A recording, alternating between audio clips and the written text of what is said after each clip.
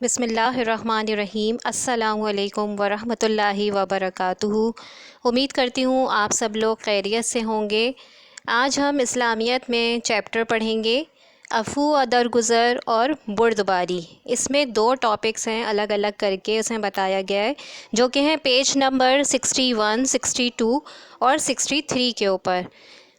یہ ہمارا اخلاق و آداب کا چیپٹر ہے۔ اخلاق و آداب یعنی کہ اسلام نے ہمیں اپنی تعلیمات میں اچھے اخلاق و آداب کا حکم دیا ہے اور برے اخلاق و عادات سے ہمیں روکا ہے، اس لیے کہ ہم ان تمام اخلاق و آداب پر عمل کر کے ایک اچھے مسلمان ہونے کے ساتھ ساتھ پاکستان کے اچھے شہری بھی بن سکیں۔ اب میں ریڈنگ کروں گی، پیج نمبر ہے 61 کے اوپر۔ سب سے پہلے عفو و درگزر کا مطلب ہے معاف کر دینا، بدلہ و انتقام نہ لینا۔ اس سے مراد یہ ہے کہ لوگوں کی غلطیوں اور کمی کوتاہیوں کو درگزر کرنا اور طاقت و قدرت رکھنے کے باوجود ان سے اپنی ذات کی خاطر بدلہ و انتقام نہ لینا۔ اخلاق حسنہ میں عفو و درگزر بھی شامل ہے۔ اسلام اپنی اخلاقی تعلیمات میں اپنے غصے پر قابو پانے اور لوگوں کی غلطیوں اور کمی کوتاہیوں کو معاف کر دینے کا حکم دیتا ہے۔ حقیقت یہ ہے کہ دنیا کی عملی زندگی میں جو بھی قدم رکھے گا اسے کبھی نہ کبھی کسی نہ کسی سے ضرور رنج و تکلیف پہنچے گی، کبھی اپنوں سے تو کبھی غیروں سے، کبھی بڑوں سے تو کبھی چھوٹوں سے، کبھی دوستوں سے تو کبھی دشمنوں سے۔ پھر انسان کے لیے 2 ہی راستے ہیں، یا تو ہر چھوٹی بڑی بات کا لوگوں سے بدلہ لے یا حتی الامکان درگزر کرنے کی کوشش کرے۔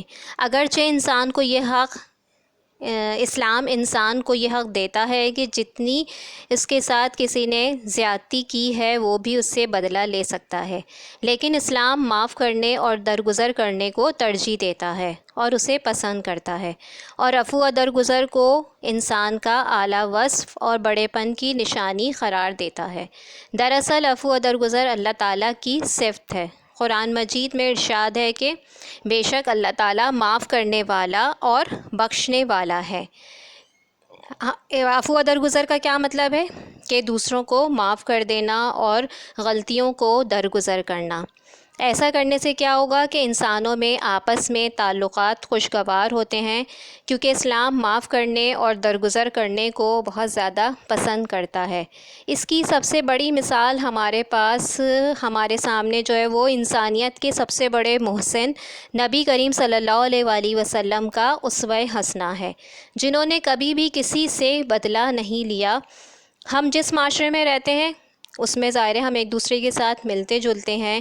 بعض دفعہ ایسے مواقع بھی آتے ہیں ہمارے پاس، زندگی میں ایسے بہت سے مواقع آتے ہیں کہ ہمیں کسی نہ کسی کی بھی بات بری لگ سکتی ہے، جیسے کبھی کسی رشتہ داروں کی کوئی بات بری لگ جاتی ہے، یا کبھی دوستوں کی بات بری لگ جاتی ہے، یا ہم کہیں کام کر رہے ہیں تو وہاں پر کسی کی بات بری لگ جاتی ہے۔ تو ہمیں چاہیے کہ ہم چھوٹی بڑی بات جو بھی ہے اس کو درگزر کریں، ٹھیک ہے؟ اور درگزر کرنا کیا ہے؟ اللہ تعالیٰ کی صفت ہے۔ تو عفو و درگزر کا کیا مطلب ہے؟ کہ معاف کر دینا، بدلہ و انتقام نہ لینا۔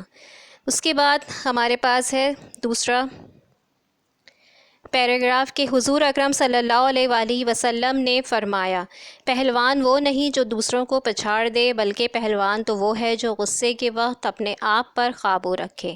عفو و درگزر کے حوالے سے حضور صلی اللہ علیہ وسلم کی عملی زندگی ہمارے لیے بہترین نمونہ ہے۔ آپ صلی اللہ علیہ وسلم کی زندگی عفو و درگزر کا کامل نمونہ تھی۔ آپ صلی اللہ علیہ وسلم نے ہمارے لیے عفو و درگزر کی اعلیٰ مثالیں چھوڑی ہیں۔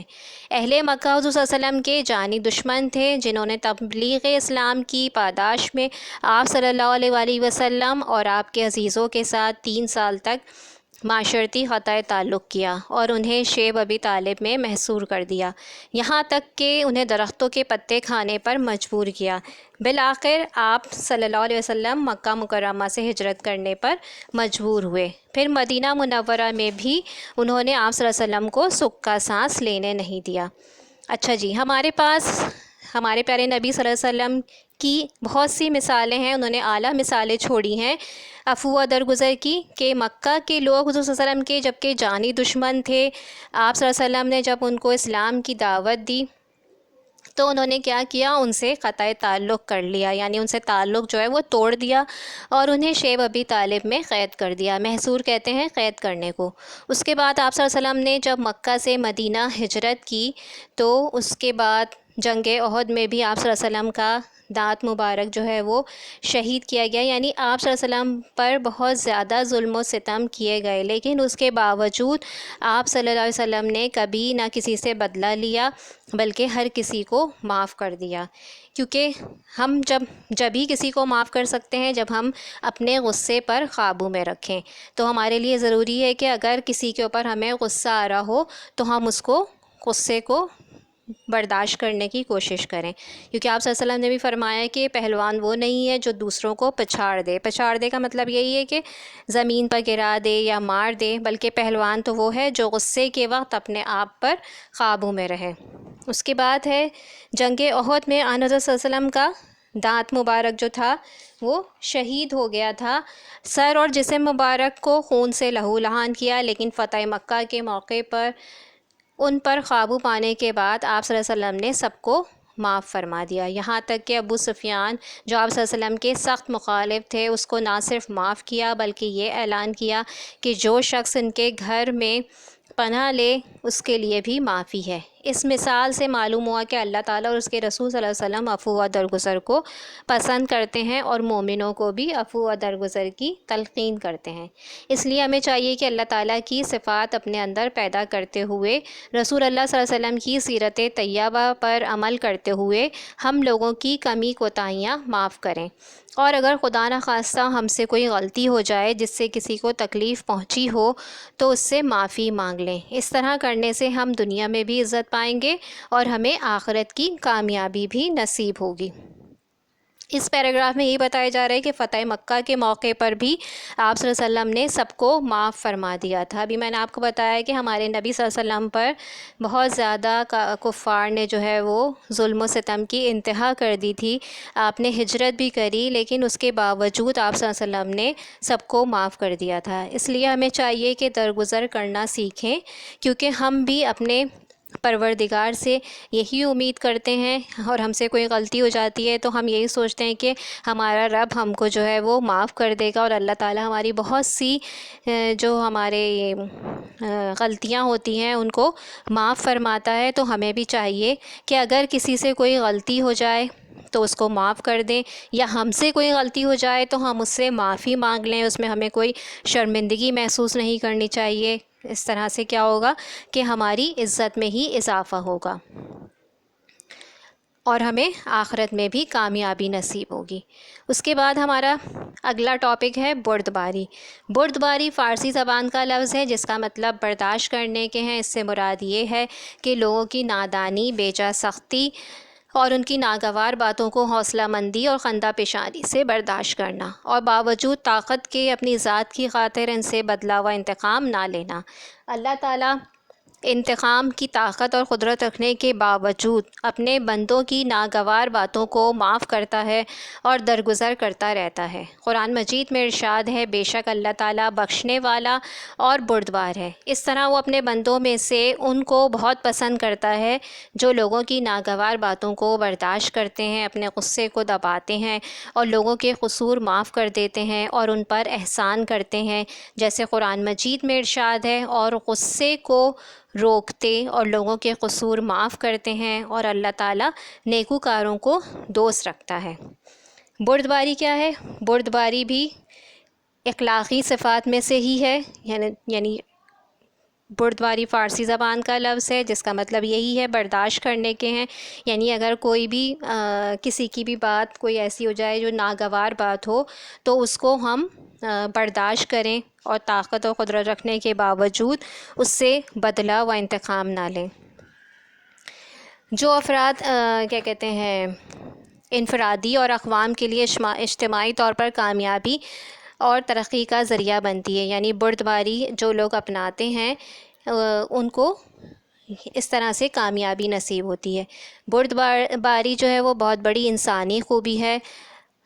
لغوی اعتبار سے بردباری طبیعت پر ایسا کنٹرول کہ جو کہ غیظ و غضب کے مواقع پر بھی انسان ٹھنڈے مزاج کا مظاہرہ کرے اور لوگوں کی غلط باتوں کو برداشت کرے اور اپنے غصے کو قابو میں رکھے اور لوگوں کو معاف کر دے۔ اللہ تعالیٰ ایسے لوگوں کو پسند کرتا ہے۔ ہمارے پیارے نبی صلی اللہ علیہ وسلم بھی، ہمارے پاس ایسی بہت سی مثالیں موجود ہیں جہاں انہوں نے عفو و درگزر اور بردباری سے کام لیتے ہوئے جو ہے سب کو معاف کر دیا تھا۔ اس کے بعد نیکسٹ پیرا ہے، ایک شخص نے بار بار رسول اللہ صلی اللہ علیہ وسلم سے درخواست کی کہ مجھے کوئی نصیحت فرمائیے۔ آپ صلی اللہ علیہ وسلم نے ہر بار یہ جواب دیا کہ غصہ نہ کرو۔ ایک شخص کی تعریف کرتے ہوئے آپ صلی اللہ علیہ وسلم نے فرمایا، تم میں دو خصلتیں ایسی ہیں، خصلتیں کہتے ہیں عادتیں، جنہیں اللہ تعالیٰ پسند کرتا ہے، ایک بردباری اور دوسری جلد بازی نہ کرنا۔ نبی کریم صلی اللہ علیہ وسلم بڑے ہی تحمل مزاج اور بردبار تھے۔ مشرکین مکہ کے ظلم و ستم سے تنگ آ کر آپ طائف تشریف لے گئے تاکہ ان لوگوں کو اسلام کی دعوت دیں۔ طائف والوں نے بجائے آپ صلی اللہ علیہ وسلم کی دعوت قبول کرنے کے آپ صلی اللہ علیہ وسلم کو بہت پریشان کیا اور آوارہ لڑکوں کو آپ صلی اللہ علیہ وسلم کے پیچھے لگا دیا، جنہوں نے آپ صلی اللہ علیہ وسلم پر اتنے پتھر برسائے کہ آپ صلی اللہ علیہ وسلم لہو لہان ہو گئے۔ یہ آپ نے طائف کے سفر میں 4 کلاس میں یہ والا واقعہ آپ نے پڑھا ہوگا، جس میں یہ پورا بھی ایک پیراگراف میں بتایا جا رہا ہے یہ واقعہ۔ اس کے علاوہ بردباری کیا ہے؟ یعنی ہم جو برداشت کرتے ہیں چیزوں کو، تو برداشت کرنا بزدلی نہیں ہے۔ جس دل میں قوت برداشت ہوتی ہے وہ کبھی بھی ہار نہیں سکتا۔ آپ صلی اللہ علیہ وسلم کی کوئی بھی برابری نہیں کر سکتا، نہ بردباری میں، نہ عفو و درگزر میں، نہ اور کسی اخلاقی صفات میں۔ ٹھیک ہے، آپ صلی اللہ علیہ وسلم نے جو بردباری کا ثبوت دیا تھا وہ آج تک کسی نے بھی نہیں دیا ہے۔ آج ہمارے پاس سب کچھ موجود ہے لیکن ہمارے اندر کیا ہے؟ اخلاقیات کی کمی ہے۔ تو ہمیں چاہیے کہ ہم اپنے اندر ویسی ہی اخلاق حسنہ پیدا کریں، کوشش کریں کہ ہم لوگوں کو، جو لوگوں کی غلطیاں ہو جائیں یا کسی سے کوئی ایسی بات ہو جائے تو ان کی باتوں کو برداشت کریں، یا ان کی ناگوار باتوں کو، ان سے بدلہ و انتقام لینے کے بجائے ان کو درگزر کرنے کی کوشش کریں۔ اس میں یہ لاسٹ والا جو پیراگراف ہے جس میں طائف کے سفر کا اس میں ذکر کیا جا رہا ہے کہ آپ صلی اللہ علیہ وسلم پر پتھر برسائے گئے تھے، آپ صلی اللہ علیہ وسلم کو لہو لہان ہو گئے تھے اور نالین مبارک خون آلود ہو گئے۔ اس موقع پر حضرت جبرائیل علیہ السلام خدمت میں حاضر ہوئے اور عرض کی کہ اللہ تعالیٰ نے آپ کے لیے پہاڑوں کا فرشتہ بھیجا ہے، جو بھی اس فرشتے کو حکم دیں گے وہ ویسا ہی کرے گا۔ اس کے بعد پہاڑوں کے فرشتے نے آپ صلی اللہ علیہ وسلم پر سلام پڑھنے کے بعد کہا کہ اگر آپ حکم دیں تو طائف کی بستی کو 2 پہاڑوں کے درمیان پیس دوں، مگر آپ صلی اللہ علیہ وسلم نے بردباری اور عفو و درگزر سے کام لیتے ہوئے فرمایا، میں امید رکھتا ہوں کہ ان کی نسل سے اہل ایمان پیدا ہوں گے۔ اس کے بعد لاسٹ پیراگراف ہے، حضور اکرم صلی اللہ علیہ وسلم، خلفائے راشدین اور ہمارے دیگر اسلاف کا یہی طریقہ رہا ہے کہ وہ لوگوں کی نادانیوں، بیجا سختیوں اور ان کی ناگوار باتوں کو صبر اور تحمل کے ساتھ برداشت کرتے رہے اور ہمارے لیے ایک بہترین نمونہ عمل چھوڑ گئے۔ اس لیے ہمیں بھی چاہیے کہ اپنے اندر تحمل، برداشت کی اعلیٰ وصف پیدا کریں اور اپنے سلف و صالحین کی راہ پر چلتے ہوئے زندگی بسر کریں تاکہ دنیا میں نیک نامی اور آخرت میں اپنے رب کی رضا حاصل کر سکیں۔ اب اس میں یہ بتایا جا رہا ہے کہ جو بردباری کی وصف جو ہے وہ اختیار کرے گا، یعنی بردباری پر عمل کرے گا، تو آپ صلی اللہ علیہ وسلم نے اس کے لیے جنت کی بشارت دی ہے، کیونکہ وہ طاقت رکھنے کے باوجود بھی لوگوں سے انتقام نہ لے تو یہ ایک بہت بڑی بات ہوتی ہے۔ اور ہمیں چاہیے کہ ہم ایسے ہی جو ہمارے خلفائے راشدین، جو ہمارے صحابہ کرام اور ہمارے پیارے نبی صلی اللہ علیہ وسلم نے ہمیں بتایا ہے کہ ہمیں اسلام میں جو تعلیمات دی گئی ہیں ان کے اوپر عمل کرنے کی کوشش کریں، اپنے اندر تحمل و برداشت کرنے کی خوبیاں پیدا کریں، اور اس طرح سے کیا ہوگا کہ ہم آسانی سے اپنی جو زندگی ہے وہ بسر کر سکتے ہیں، زندگی گزار سکتے ہیں۔ اگر بردباری سے کام نہیں لیں گے تو کیا ہوگا کہ زندگی بھی جہنم بن جاتی ہے۔ اس لیے ہمیں چاہیے کہ بردباری پر عمل کریں۔ امید کرتی ہوں آپ کو یہ چیپٹر سمجھ آ گیا ہوگا۔ خدا حافظ۔